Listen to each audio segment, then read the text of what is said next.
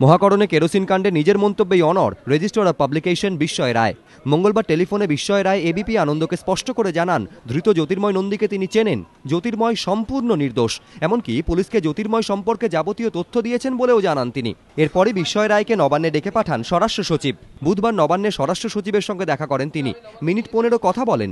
Registrar of পাবলিকেশনের কাছে রিপোর্টও চেয়েছেন স্বরাষ্ট্র সচিব। বৈঠকের পর বিস্ময় রায় ফের জানান, তিনি জ্যোতির্ময় নন্দীকে চেনেন, ওই ব্যক্তি নির্দোষ। আমি 2004 সাল থেকে এই পদে আছি।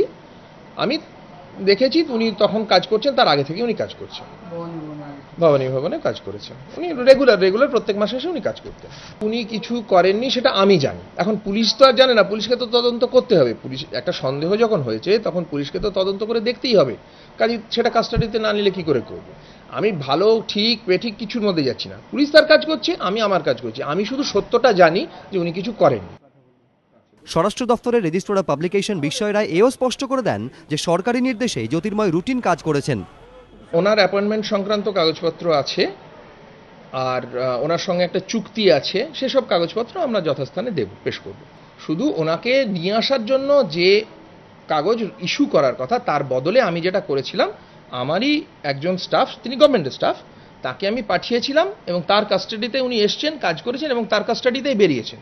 অর্থাৎ তিনি যাতে রাইটার্সের যে গুরুত্ব, অর্থাৎ এটা তো একটা সিকিউরিটি জোন, এখানে সিকিউরিটি যাতে লঙ্ঘিত না হয়, যাতে যেখানে সেখানে চলে যেতে না পারেন উনি, সেইটা দেখবার জন্যই আমার স্টাফ সবসময় তার সঙ্গে ছিল এবং সেই স্টাফ আমার কাছে দায়বদ্ধ।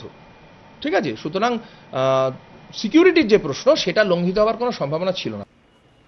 জ্যোতির্ময় নন্দীর গ্রেফতার এবং পুলিশি হেফাজতের ঘটনায় বিভিন্ন মহলে প্রশ্ন উঠছে। এসজেডিএ কাণ্ডে মালদার জেলাশাসক গোদালা কিরণ কুমারকে গ্রেফতারের দিনই আদালতে তোলে পুলিশ। 4 দিনের জন্য পুলিশ হেফাজতে গেলেও একদিন পরেই পুলিশ জানিয়ে দেয় গোদালাকে আর জেরা করার প্রয়োজন নেই। জামিন পান মালদার জেলাশাসক। কিন্তু মহাকরণে কেরোসিন কাণ্ডে গ্রেফতারের পরের দিন আদালতে তোলা হয় জ্যোতির্ময় নন্দীকে। 5 দিনের পুলিশ হেফাজতে নির্দেশ দেয় আদালত। যদিও মঙ্গলবারই বিস্ময় রায়ের বক্তব্যে স্পষ্ট হয়ে গিয়েছে জ্যোতির্ময় নির্দোষ। এদিনও সেই কথা স্বরাষ্ট্র সচিবকে জানিয়ে এসেছেন তিনি। তা সত্ত্বেও কেন তার জামিনের ব্যবস্থা করা হলো না? প্রশ্ন উঠছে। জ্যোতির্ময় নন্দীকে বুধবার ফের ব্যাংশাল কোর্টে তোলা হবে।